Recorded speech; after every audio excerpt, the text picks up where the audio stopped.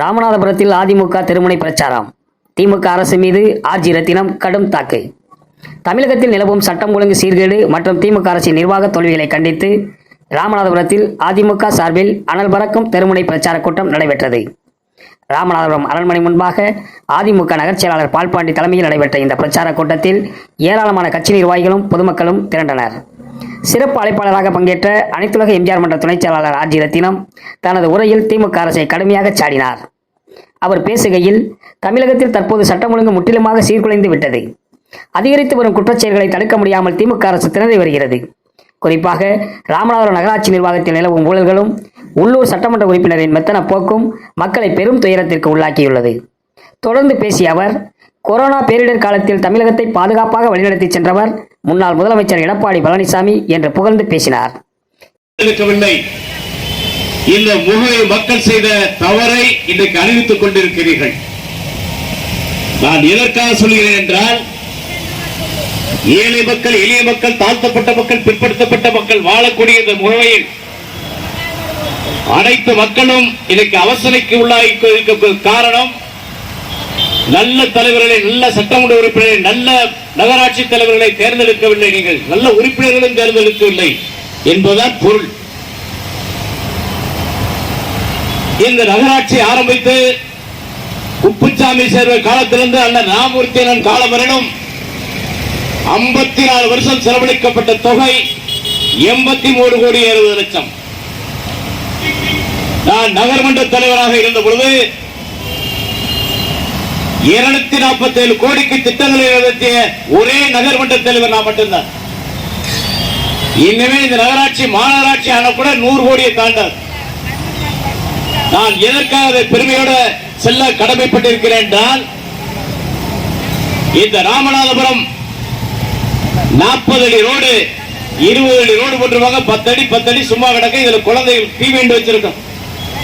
இதான் ராமநாதபுரத்தினுடைய வரலாறு. அந்த வரலாற்றை மாற்றி அமைத்தவன் நான் தான். மறுவரைப்பட்ட ராமநாதபுரம் மாற்றிய வரலாறு எனக்குத்தான் உண்டு. நான் எதற்காக அதை சொல்கிறேன் என்றால், என் காலத்தில் முனிசிபாலிட்டி புதிய பில்டிங், அரிகரணா ஸ்கூலுக்கு புதிய பில்டிங், மகளிர் காலேஜுக்கு புதிய பில்டிங், வள்ளல்பாரி ஸ்கூலுக்கு புதிய பில்டிங், அதே போல ஆடடி சாலை, தகனமேடை, கிளாட் ஹவுஸ், அனைத்து நல்ல விஷயங்களையும் செய்து இந்த ஊரே 3 அடி 3 அடி ரோடை உயர்த்தி பேவர் வச்சு ரோடு போட்ட வரலாறு எனக்குத்தான் சாரும். நான் நகர்மன்ற தலைவராக இருந்த பொழுது, இருக்கிறதுக்கு முன்பு கேடிக்கரையில் தண்ணி இருந்துச்சு, பத்மஸ்ரீனிவாசன் தண்ணி இருந்துச்சு, அங்கிருந்து தண்ணி இருந்துச்சுன்னு மாவட்ட ஆட்சித்தலைவரும் ஆர்டிஓவும் கமிஷனரும் நகர்மன்ற தலைவரும் போய் பார்ப்பார்கள், பார்வையிடுவார்கள், குளத்தை பார்வையிடுவது போல. நான் நகர்மன்ற தலைவர் ஆனதற்கு பின்பு இந்த ராமநாதபுரத்தை எவனுமே பார்வையிட்ட வரலாறு இல்லை.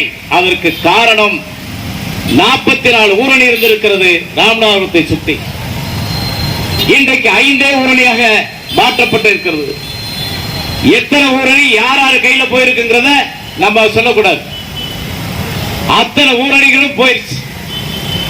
அப்ப ரூரல் பூரா வீடு கட்டிட்டான்.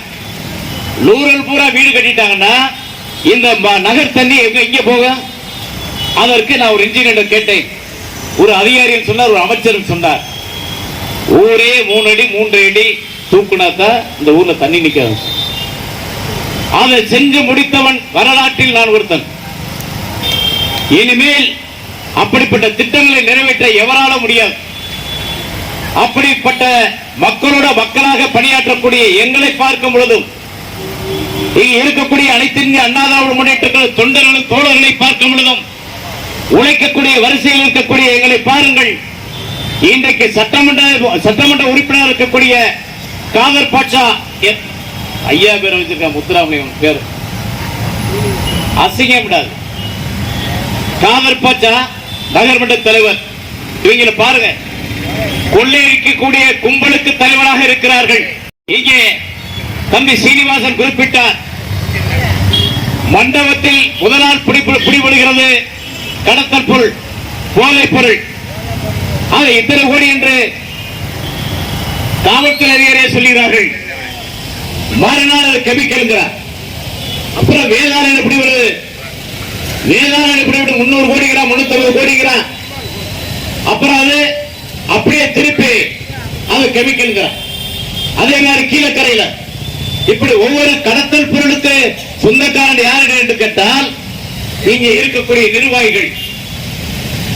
நாங்கெல்லாம் அந்த ராமசாமி காலத்திலிருந்து என் காலங்கள் வரல ஒரு காவல்துறைக்கு வந்து ஒரு ரெக்கமெண்டேஷன் போய் போலீஸ் பேச போனோம்னா கஞ்சா விற்கிறவன், கடத்தல் பண்றவன், பிரார்த்தல் பண்றவன், கெட்டு பண்றவன், சாராயம் விற்கிறவனுக்கு நாங்க துணைய போக மாட்டோம்.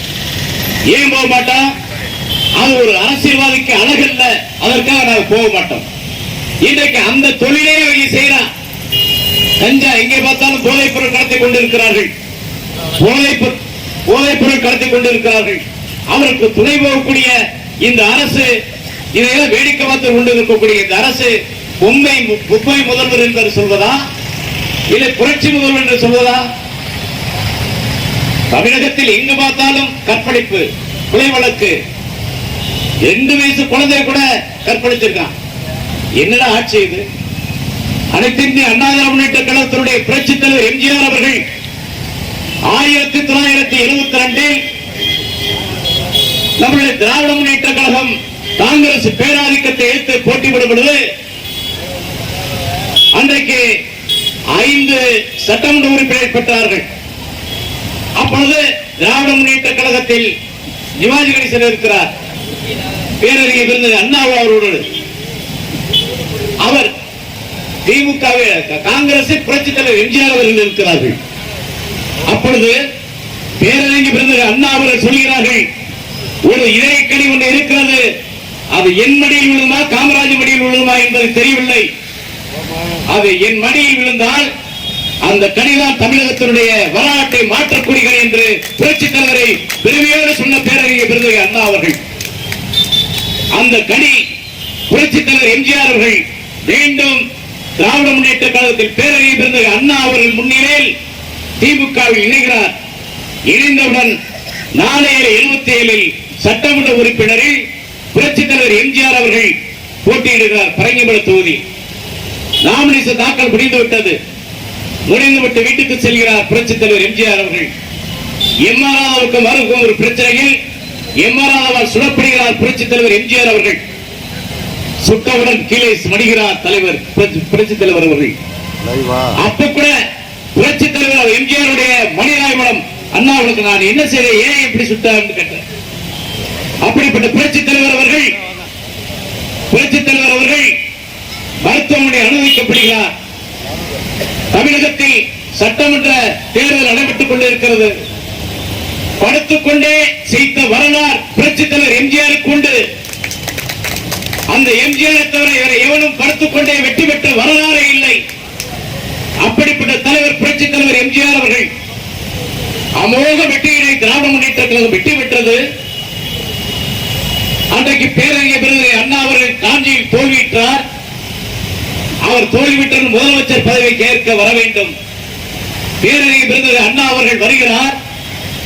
அப்பொழுது பத்திரிகை நிறுவனங்கள் சூழ்ந்து கேட்கிறார்கள், அண்ணா உங்கள் வெற்றிக்கு யார் காரணம் என்று, உங்களுடைய வெற்றியை என்ன பெருமையோடு சொல்ல கடமைப்பட்டீர்கள் என்று பத்திரிகை நிறுவனம் சூழ்ந்து கேட்கிறார்கள். அப்பொழுது பேரறிஞர் விருந்தினர் அண்ணா அவர்கள் சொல்கிறார்கள், இந்த வெற்றி என் தம்பி புரட்சித் தலைவர் எம்ஜி ராமச்சந்திரனால் கிடைத்த வெற்றி, என் தம்பி எம்ஜி ராமச்சந்திரனால் கிடைத்த வெற்றி. ஆகவே என் தம்பி எம்ஜி ராமச்சந்திரனுக்கு இந்த புகழையும் இந்த நிகழ்வையும் அவர்கள் கேட்டு தெரிந்து கொள்கள் என்று பெருமையோடு சொன்ன பேரறிஞர் விருந்தினர் அண்ணா அவர்கள். அப்படிப்பட்ட வரலாற்றுக்கு சொந்தக்காரர் புரட்சித் தலைவர் எம்ஜிஆர் அவர்கள். அப்பொழுது சொன்னார், அண்ணாவை சொன்னார், நான் இன்றைக்கு முதல்வர் நாற்காலில் அமர்கிறேன் என்றால் அதற்கு காரணம் புரட்சித் தலைவர் எம்ஜிஆர் அவர்கள் என்று சொல்லி வந்தார்.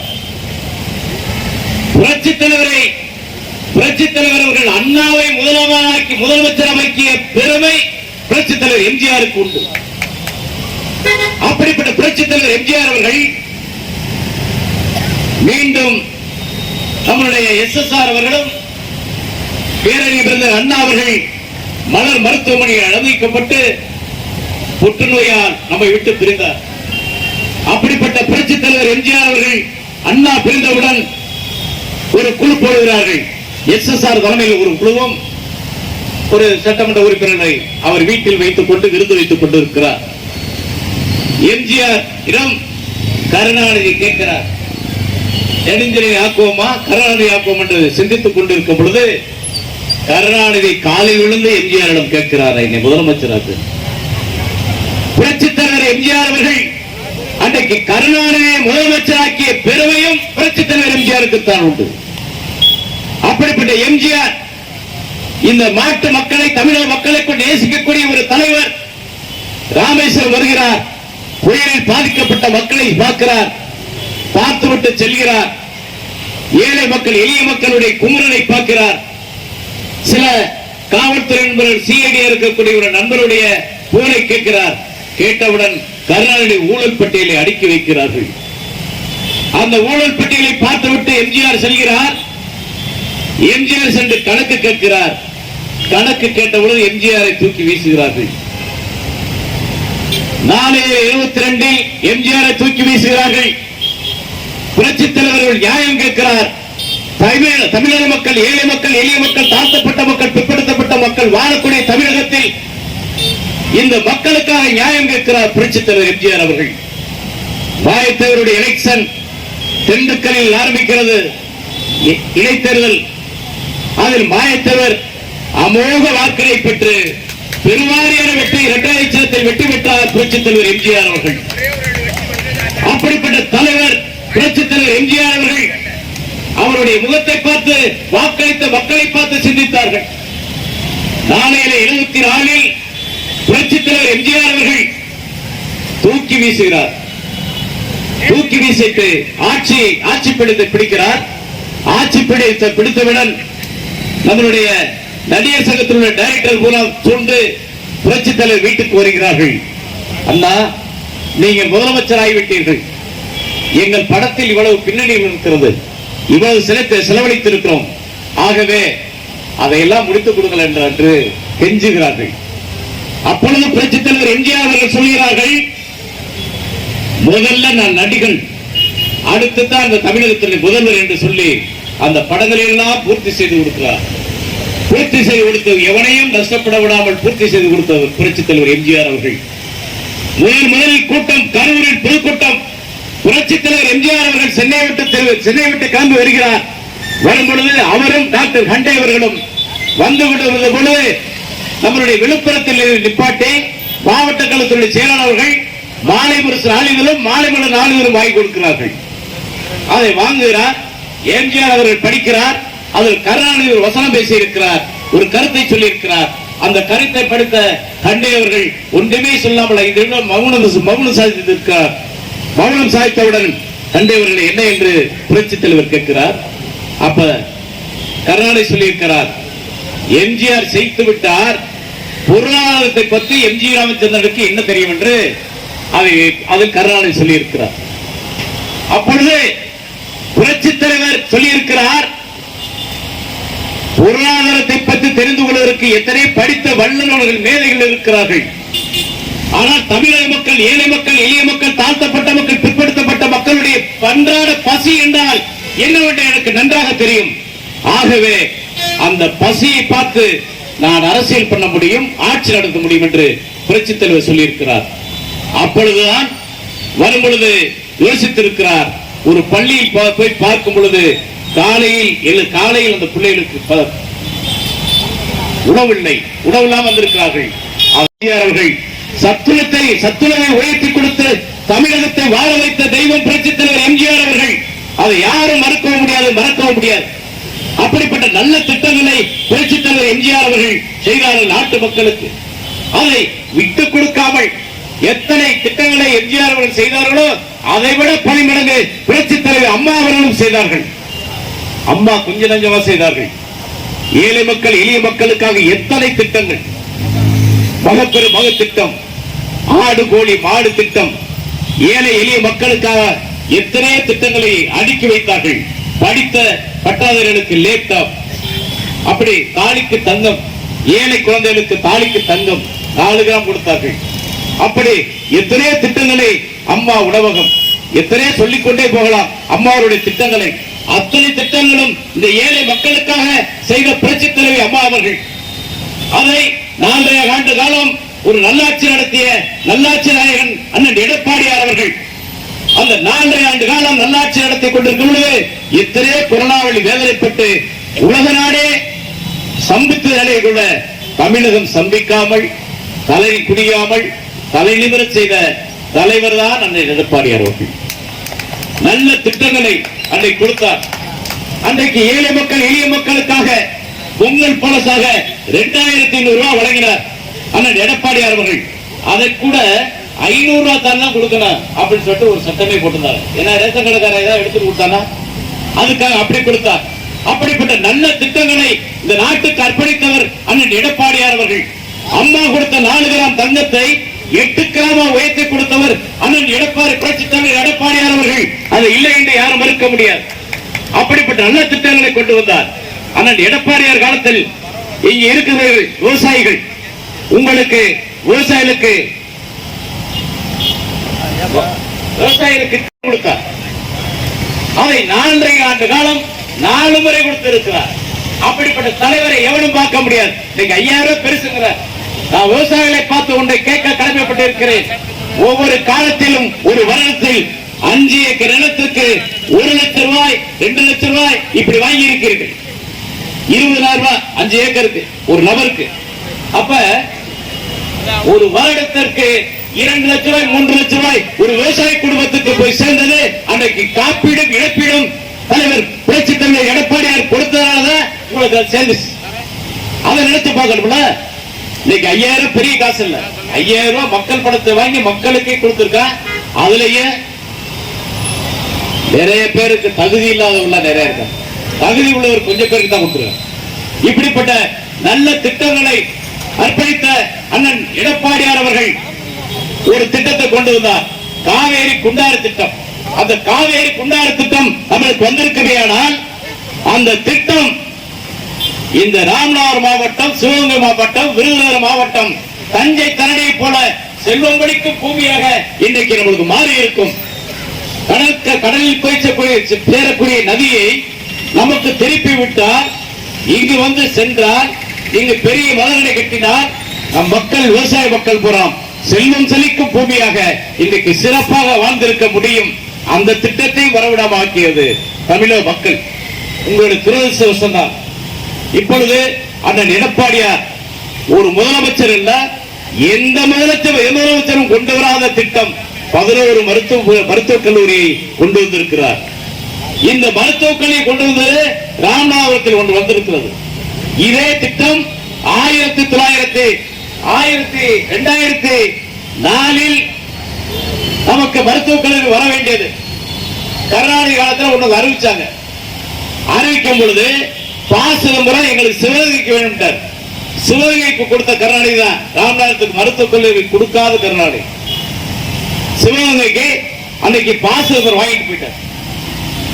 அப்ப இந்த ராமநாதபுரம் மக்களை பற்றி சிந்திக்காத செயல்படாத சட்டமன்ற உறுப்பினரும் கடத்தலுக்கு சொந்தக்காரராக இருக்கிற சட்டமன்ற உறுப்பினரும் இங்கே உள்ள நகர்மன்ற தலைவர்கள் நகர்மன்ற உறுப்பினர்களும் ஏழை மக்கள் எளிய மக்களுடைய வாழ்வாதாரத்தை குறைக்கிறார்கள்.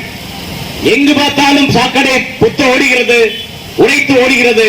அதற்கு காரணம் நகராட்சியில் ஒழுங்கான நிர்வாகம் இல்லை. அன்றைக்கு நாங்கள் நிர்வாகத்திறனை ஒழுங்கா செய்த காரணத்தால் தான் செட்டியவர்கள் இருக்கக்கூடிய அந்த பகுதியில் சிவன் கோயில் தேர் வந்து திறந்த அளவுக்கு நாங்கள் நின்று சாலைகளை அமைத்து கொடுத்தோம். அது மட்டுமல்ல, இந்த ஊருக்கு நம்மளுடைய பெரியார் நகர் ராஜராஜேஸ்வரன் பூங்காவில் ஒரு மேல்நிலை தொட்டி, நம்முடைய புதிய பேருந்து நிலையத்தில் ஒரு மேல்நிலை தொட்டி, நம்மளுடைய லட்சுமணத்தக்கரவரணியில் ஒரு மேல்நிலை தொட்டி, இதையெல்லாம் அமைத்து காவேரி கூட்டுக்குடிய திட்டத்தை கொடுக்கக்கூடிய நகர்மன்ற தலைவராக அன்றைக்கு திகழ்ந்ததும் நான் தான். அப்படிப்பட்ட நல்ல திட்டத்தை இந்த ஊருக்கு அர்ப்பணித்திருக்கிறோம். தம்பி சீனிவாசன் சொன்னார், ராமசாமி இல்ல, ராமசாமி இல்ல, ஒரு நாளைக்கு 5 கேதம் 6 கேதத்துக்கு நடந்தே போவான். மாறி மாறி இப்ப பாத்தீங்கன்னா அவங்க எல்லாம் எங்கேயுமே பொதுமக்கள் இந்த சுடுகாட்டுல தகன மேடை கொடுத்திருக்கான். அந்த தகன மேடையில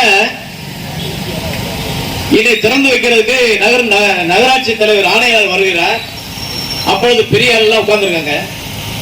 உட்கார்ந்து சொல்றாங்க, அந்த சுடுகாட்டுல நீங்க கையை கால் வைக்க நானு அது ஒரு ஒரு திட்டத்தை கொண்டு வகுத்தோம்னா அது சரி வராது, சோதனைக்குள்ள சூழலாக இருக்கும் சொல்லிட்டு சொன்னார். அப்ப நகராட்சி ஆணையரே நீ திறந்து வையன்னு சொன்னாங்க. நாங்க அப்படிப்பட்ட பெருந்தன்மையோடு செய்த அந்த தகன மேடைய ஒரு பாடி எரிப்பதற்கு 2500 ரூபாய் இன்னைக்கு லஞ்சம் வாங்கிட்டு தான் எரிக்க விடுறான். நகர்மன்ற உறுப்பினர், நகர்மன்ற தலைவர், சட்டமன்ற உறுப்பினர்.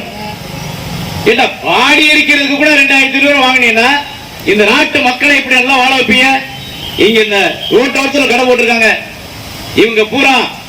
இவங்களை பூரா நகராட்சி ஆணையர் மாவட்ட ஆட்சியர் தலைவர் சொல்லி எல்லாத்தையும் தூக்கி அப்புறப்படுத்துவார், ரோடை அகலப்படுத்துவார். ஒரு 2 தினங்கள் சென்று பார்த்தோம்னா என் வீட்டுக்கு முன்னாடி 100 பேர் 200 பேர் நிற்பான். என்னன்னு கேட்பேன், பழக்கடை வியாபாரிகள். நாங்கெல்லாம் வட்டி வாசிக்கு வாங்கி நாங்க தொழில் பண்றோம், எல்லாத்தையும் எடுத்துட்டான்னு சொல்லுவாங்க. உடனே நான் போய் மாவட்ட ஆட்சியர் தலைவரை பார்த்து அதை ஒரு ஓரமா போட்டுக்க சொல்லுவாங்க. அப்ப பட்டி பசியா வாழக்கூடிய ஏழை மக்கள் எளிய மக்களுக்காக நம்ம செய்யக்கூடிய ஒரு நல்ல திட்டம். அப்படிப்பட்ட நல்ல திட்டத்தை ஒரு ஓரத்தில் வச்சு வித்துட்டு போறான்னு சொல்லிட்டு நானே மாவட்ட ஆட்சியர் சொல்லி உடனே கமிஷனர்கிட்ட பேசி வச்சுக்கிறேன். 5 பைசா வாங்கிட்டோமா இந்த பழக்கடைக்காரங்கிட்ட. இப்ப இவங்க எல்லாம் வசூல் கொடுத்துட்டு இருக்காங்களா, வசூல் என்ன கொடுக்க மாட்டாங்க. அப்பெல்லாம் நகராட்சியில டெண்டர் வரும். அந்த டெண்டர்ல மாமா ஜெயலலிதா மாமா சந்தக்கடை எடுக்க, சித்தப்பா காமாட்சியர் இந்த குத்தகை எடுப்பார், ஊர் குத்தகை எடுப்பார், கடை குத்தகை எடுப்பார், வசூல் செய்வார்கள். இதெல்லாம் நாங்க தலையிடவே மாட்டோம்.